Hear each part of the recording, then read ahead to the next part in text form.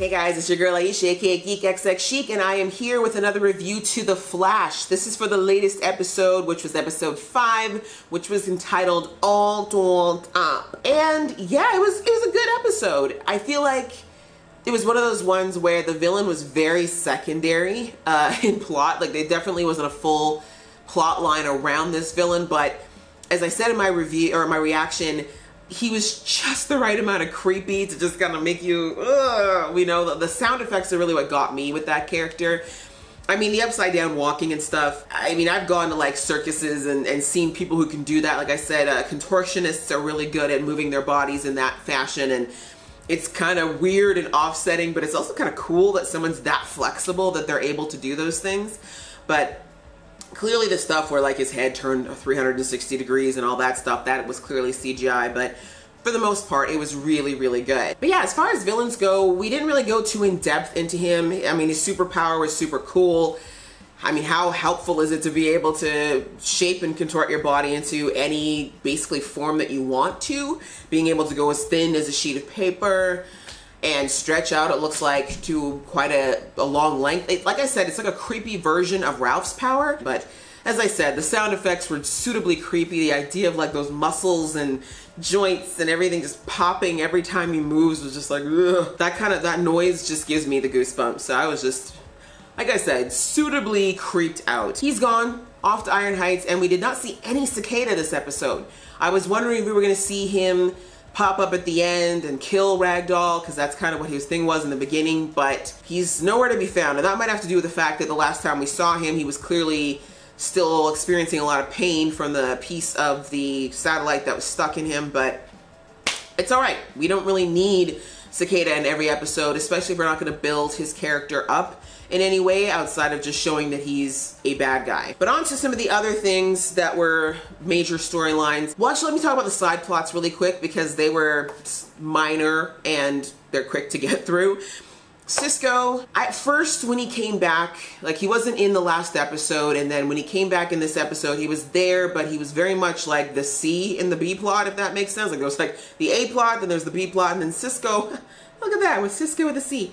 He was kind of like the tertiary plot in his reluctance to use his powers. And when he did, he was saying, okay, well, I can't use it too much. And I was at first thinking that maybe it was some type of maybe PTSD for him. With the whole thing with Cicada, that whole fight with him, it really shook Cisco initially, and when he grabbed onto that dagger and it cut him, clearly that all of that bothered him a lot. Like, I think it's the first real battle that Cisco's had in a while that scared him enough to think he was going to die, and especially followed by that battle we saw, you know, that when Cicada pushed him through his own portal and chased him and almost killed him. So I thought maybe Cisco was just going through a little bit of anxiety and a little bit of PTSD, which is very common. We've seen Barry go through it, and other heroes go through it when they've gotten a royal walloping from one of their enemies. So I thought maybe a lot of his inability to heal might be a mental thing, him not being ready to get back out there. But we discovered this episode that there's still pieces of the dagger in his hand. So since that dagger was drawing out mutant powers, right, the way at least that Cicada was able to wield it, it sucked away their powers or dampened them temporarily. If those pieces are still in Cisco's hand, then they have to be slowly leeching at his powers. I mean, it's not going to be to the extent, of course, as the dagger when it was in its full force, but my point is they can't stay in Cisco's hand. Like, there's got to be a way to get them out. So clearly the show the only reason writers would do something like this is if they have the mind to have Cisco not be Vibe for a while, and I'm not sure why they would do that at this stage of the game. It seems interesting because that means both members of Team Flash are no longer metas, really, because Killer Frost is gone, and now Vibe is basically on hold until further notice. So I'm just wondering what the writer's intent is with taking all the metas out of Team Flash. Is it because we've got Ralph and Nora this season? And I mean, is it an effects budget? Like, maybe it's an effects budget thing. It's expensive to do the effects for all these characters, and obviously, the bigger the cast gets with people with abilities, the more you have to do. But I don't know. I feel like for the amount of times you really bring out Vibe in full force, I'm not sure, is my point, why they're pulling back on the number of metas on the team. I'm not against it per se, but I feel like if they were going to do this, they should have held off on making Cisco, or Caitlyn for that matter, a meta until maybe now. And I didn't do reactions to the show back in season 2, but I remember one of my first thoughts was that I didn't want any metas on the team right off the bat. I thought it was a good idea to just focus on having one meta on the show, grow his character, grow his powers, and you can slowly add more as it made sense.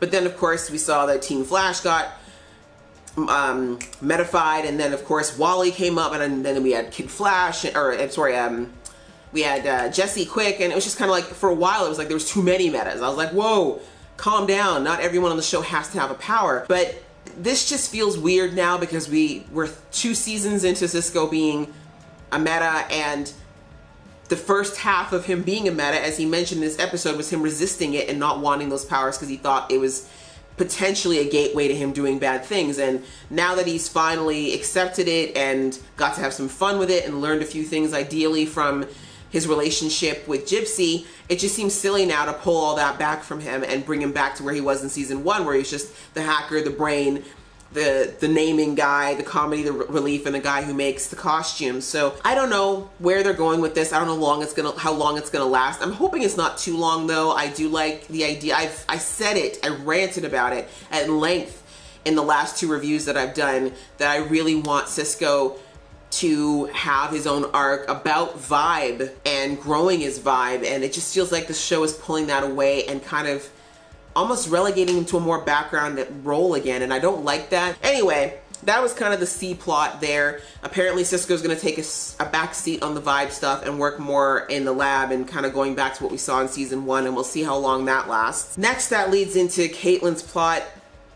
Again, I wish I could say I was really interested in finding out about her father and why he's still alive and why he's been lying, but honestly, I still don't see, like, nothing is perking my interest in this. Like, at this point, my guess is that it's all in aid of bringing Killer Frost back in some way, or having Caitlyn realize that her and Killer Frost are one and the same, and this idea that they're 2 different people trapped in the same body. Like, I'm over it. I don't like it. And there's a whole discussion that I read the other day that was brilliant, that talked about how making Killer Frost this separate person who's not Caitlyn is kind of a huge scapegoat for Caitlyn's character for all the poor behavior and evil attitudes that she's had throughout the seasons.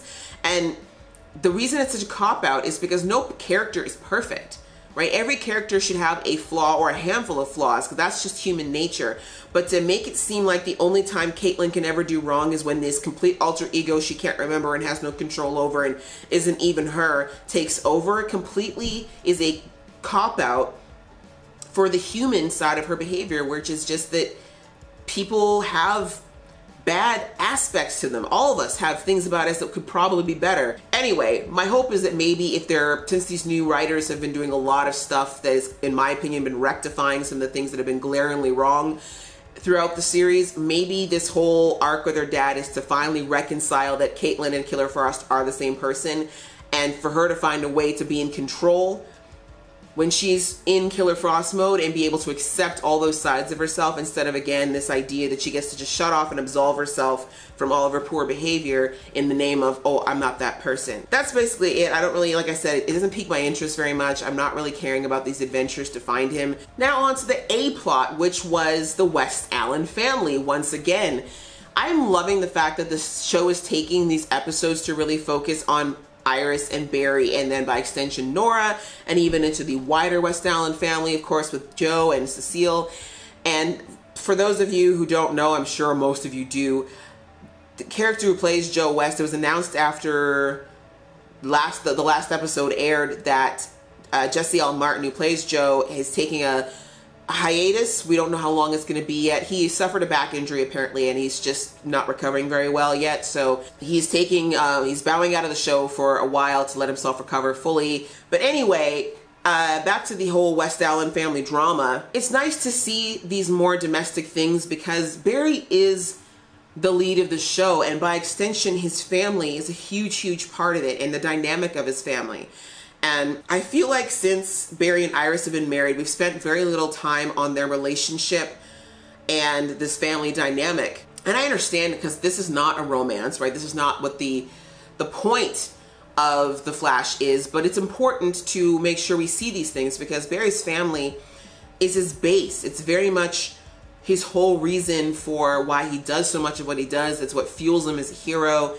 It's what propels him when he feels like he has nothing left. So it's very important for us as an audience to be reminded of why this family means so much to him, and also the state of them, right? Because one of the biggest things that superheroes have to deal with, and I've talked about this at length before, is the whole idea of balancing being a superhero with the fact that they are living real life with families. So the side effects of that, and they're not always great.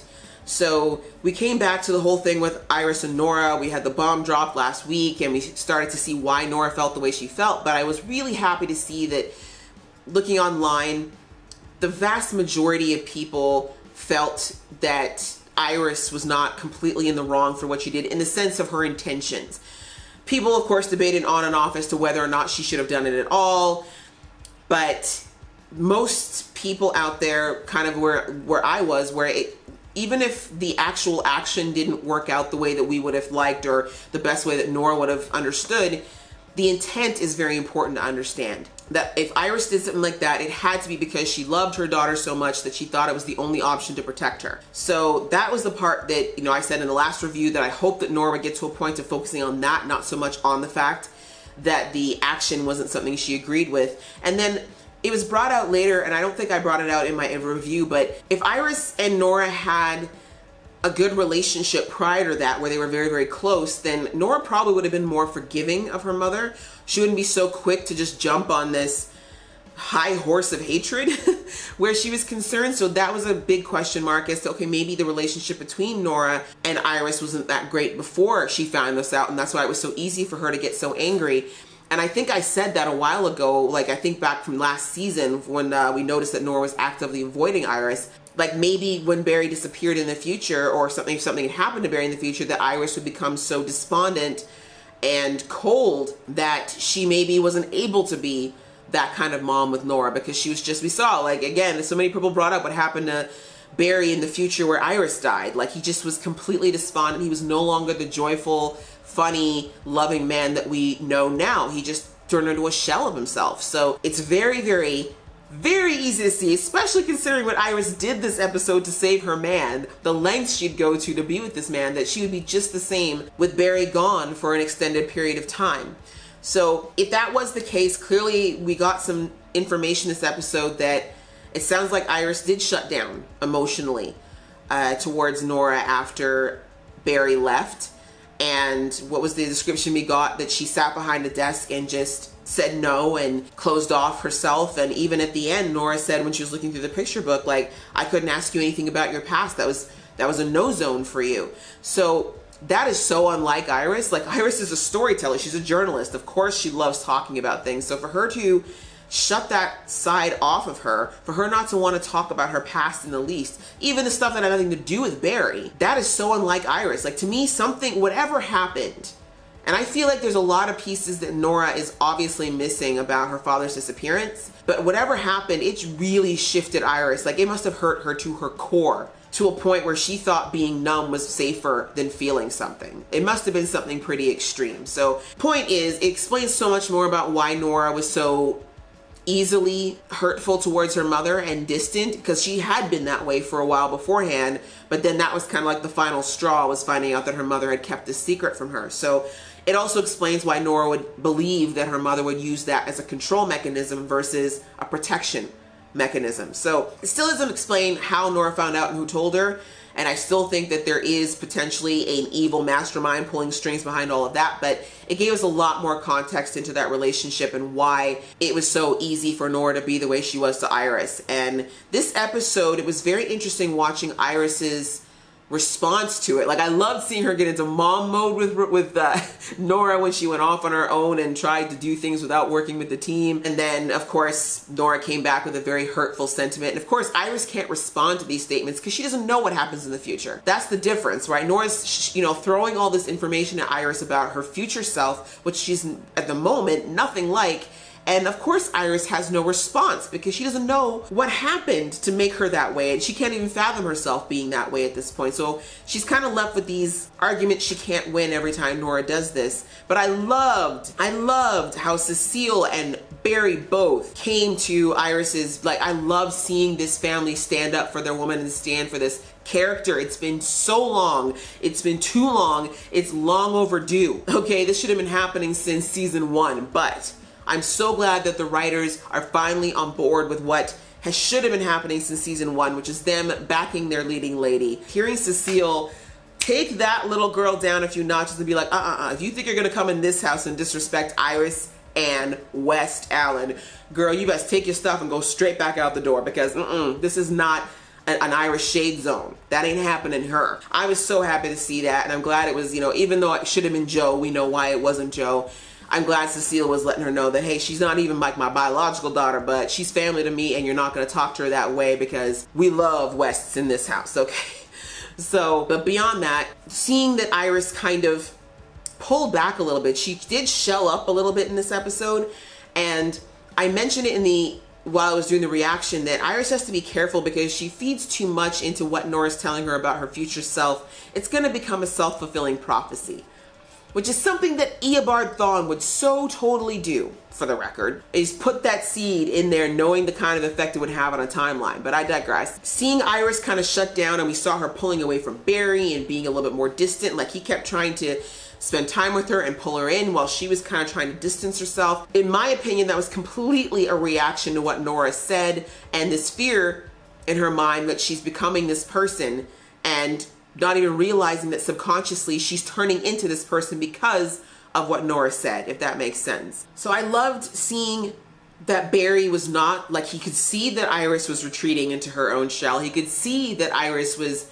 becoming distant, and I love that he just wasn't willing to let her do it. But I love that Barry was just like, no, let's work together on this case. Let's go play undercover like we did kind of in season 1. Let's go, and while we're doing it, have a nice night out at a great gala. Like, I love seeing that because we don't get enough of those moments, unfortunately, anymore, with Barry and Iris just being honeymoony and cute. And I love that he brought up that they didn't even have their first dance because we were robbed. All of that. Seeing Barry just stand for his wife and just remind her that they are newlyweds. For all intents and purposes, they've only been married for like, what, maybe a year? Like, it's so fresh, and let's just still have fun and have love. And in their lives where Barry is constantly putting himself in danger and there's always another emergency happening, they gotta take the moments when they can get them. And I love it. I know he was also realizing that Iris was obviously struggling with this situation with Nora, so he just wanted to try to keep her spirits up, and I love seeing it. I love seeing when a couple is in that place where both of them are in tune with each other. We've seen Iris do it for Barry so many times where she's picked up on him having issues with his confidence or stressing about some kind of a situation. You know, Iris will go out of her way to give him the pep talks and be there for him and do what she can to bring up his spirits. And it was great to see the role reversal in this episode of Barry being that for Iris and being the support in that relationship in that way. And again, letting her know unequivocally, he's like, I have got your back, Iris, just so you know, like, this is not a matter of sides for me. I am on your side. I know that whatever decision you made, I would have supported it in the future, just like I'm supporting it now because I know you. And so that was great to see that. That was beautiful West Allen gold standard moments. It was wonderful. And I mean, the fact that no one said yet to Iris, like, dude, you're not even gonna be this person anymore now because Nora has changed the timeline. The you of her future is gone already. It's already done. It's already gone. So stop stressing about this. You know, and I know it's hard for her because seeing the immediate effects of it, of Nora being the way she is, it's hurting her. I hated hearing her try to compare what's going on with her and Nora to her and Francine. Francine is a completely different story. Poorly written, but still a completely different story. Francine chose drugs over her daughter. But I understand what Iris is saying in the sense of that if she did shut herself off as a person and emotionally from Iris from Nora in the future because of her own pain, then that was a mistake on Iris's part. But as I said, everyone's imperfect. Everyone's human. Not all of us handle situations the way that we would love to in that moment. So, and of course, oh my God, that moment when Barry got pushed over the edge and Iris without a thought jumped. She jumped over the ledge, you guys. I was like, are you freaking kidding me? What? How much of a badass is this woman that she was like, but that shows you how much this woman loves this man, that like, she's like, I don't even want to be in this world if Barry's not part of it. I'd rather go down trying to save him. Iris has been through losing Barry almost losing Barry too many damn times. She ain't about that life. It was amazing. That was such a cool moment. I love that Nora got to see that. She needs to understand that her mom, she thinks all her badassery comes from her dad.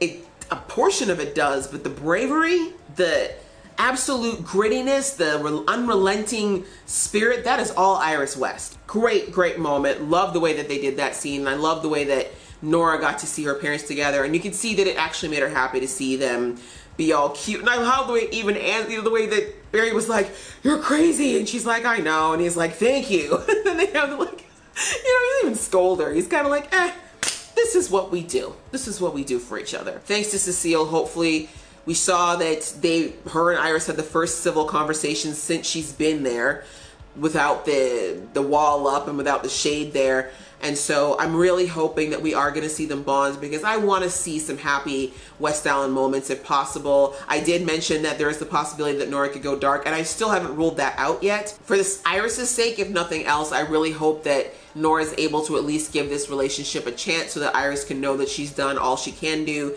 And if it turns out that Nora and her are not meant to be in this timeline, then it is what it is. All in all, guys, it was good. It was a good episode. Not a whole lot of action, but I think we had a lot of great character development this episode, which is good to have in a show with this many episodes.